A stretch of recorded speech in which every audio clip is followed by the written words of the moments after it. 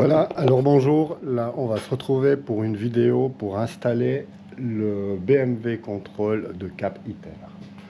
Pour commencer, je vais le retrouver. J'avais installé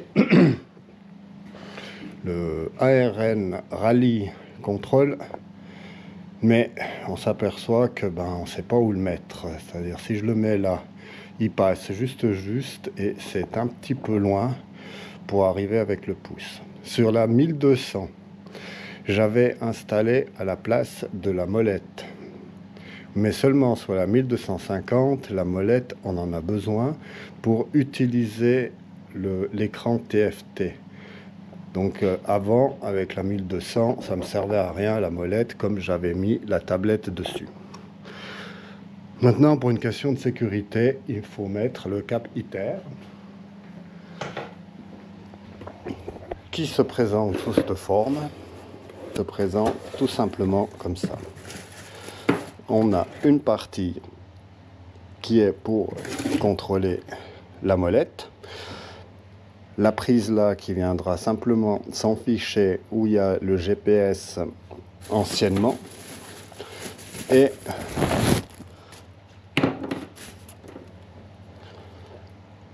un anneau avec 4 boutons complémentaires. Du coup, la molette là permettra de commander la tablette ainsi que l'anneau qui viendra s'installer ici. La première étape, c'est d'enlever donc tout le GPS et de venir récupérer la fiche qu'on voit ici en bas. On viendra installer l'anneau à cet endroit-là. On va commencer. Là.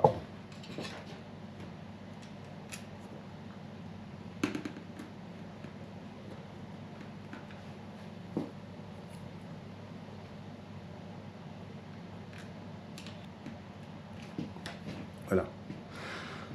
Donc on voit que celui-là est censé avoir un peu du mouvement. On peut le régler. Le positionnement. Il y a 2 ergots ici derrière pour le réglage.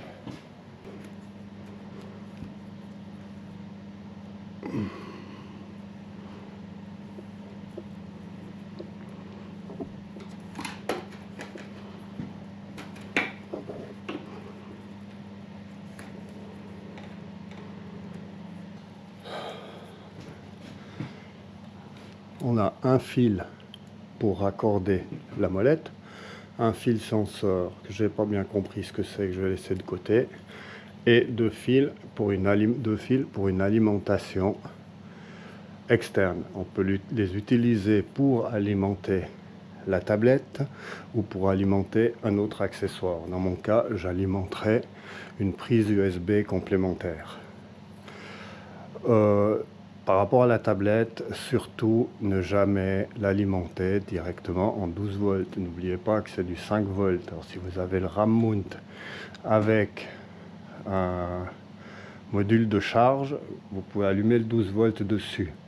Mais dans mon cas, j'ai branché directement sur la prise USB du véhicule.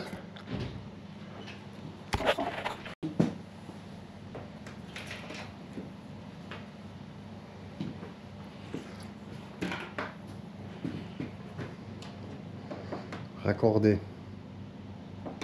La installation terminée, j'avais déjà prémonté l'USB là-haut qui lui sera connecté sur celui-là. Donc j'aurai un USB de recharge qui sera sur l'après-contact et un USB qui est pris sur la batterie directement en permanence.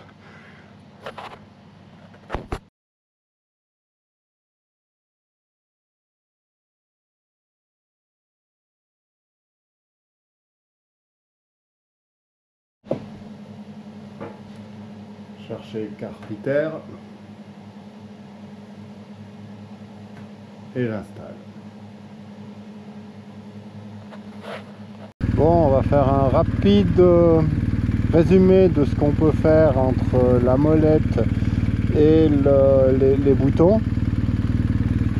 Donc pour commencer, on allume 3 secondes ici pour mettre sur navigation sur le tableau de bord.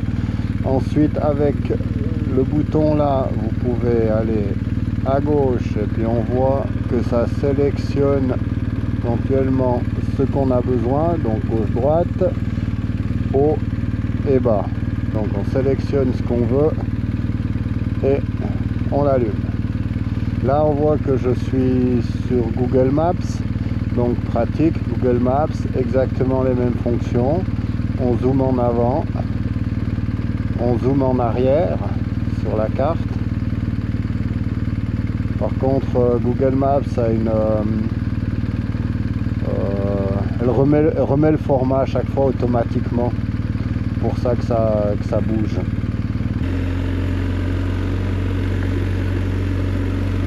Sur DMD2 la carte, je peux aussi zoomer en avant, zoomer en arrière. On peut changer ici de position, c'est-à-dire si je veux revenir sur la page d'accueil, donc toujours la même chose, 3 secondes et puis je déplace mon curseur à droite et puis je suis sur ma page d'accueil. Je peux également aller allumer la musique et changer là-dessus. Donc en gros on arrive à naviguer dans toute l'application relativement facilement. Il faut juste prendre un petit temps d'adaptation pour connaître les fonctions. À mon avis, si on prend uniquement la molette BMW, c'est déjà un joli outil.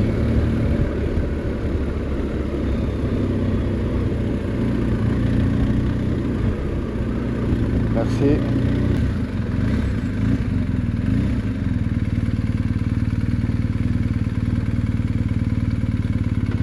Alors, on peut aussi brièvement pour expliquer. Voilà, qu'est-ce qu'il fait là? Là, il m'appelle.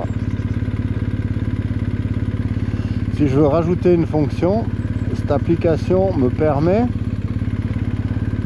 en choisissant quel bouton, on dira le bouton du sommet ici. Alors on fait enregistrer, tac, on lui demande un double presse. Voilà. Avec une action qu'on va rajouter, on va choisir d'ouvrir une application. Le choix est multiple. Et dans mon cas, j'aimerais mettre Google Maps. On fait Add Action. Ah non, pas Add Action, ça c'est bon. Sauvegarder. D'accord. On ferme là l'application. Maintenant, si je suis dans DMD2,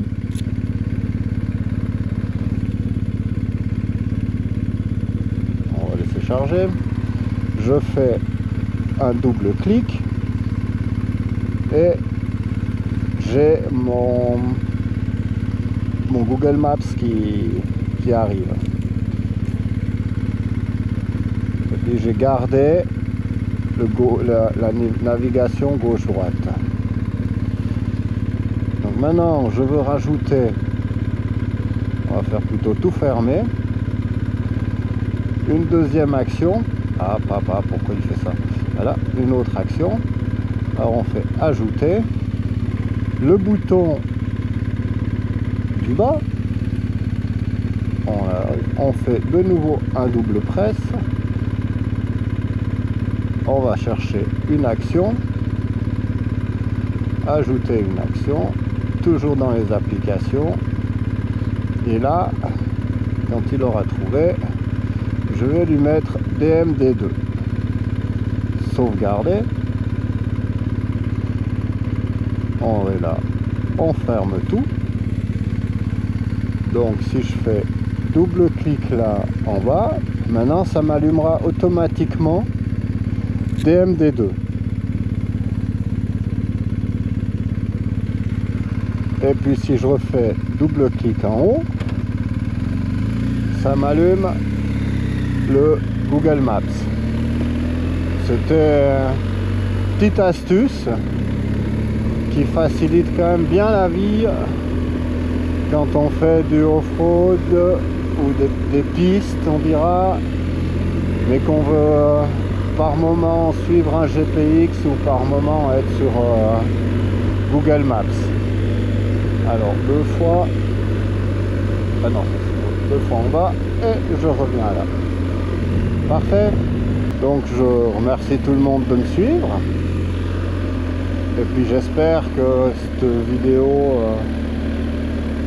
vous aura appris quelque chose. Bonjour.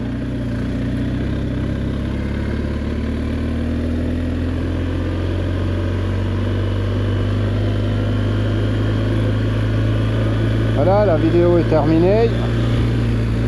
Je vous remercie de me suivre. Si vous avez des questions, n'hésitez pas de mettre en commentaire, j'y répondrai avec plaisir. Allez, bonne route à tous, ciao ciao.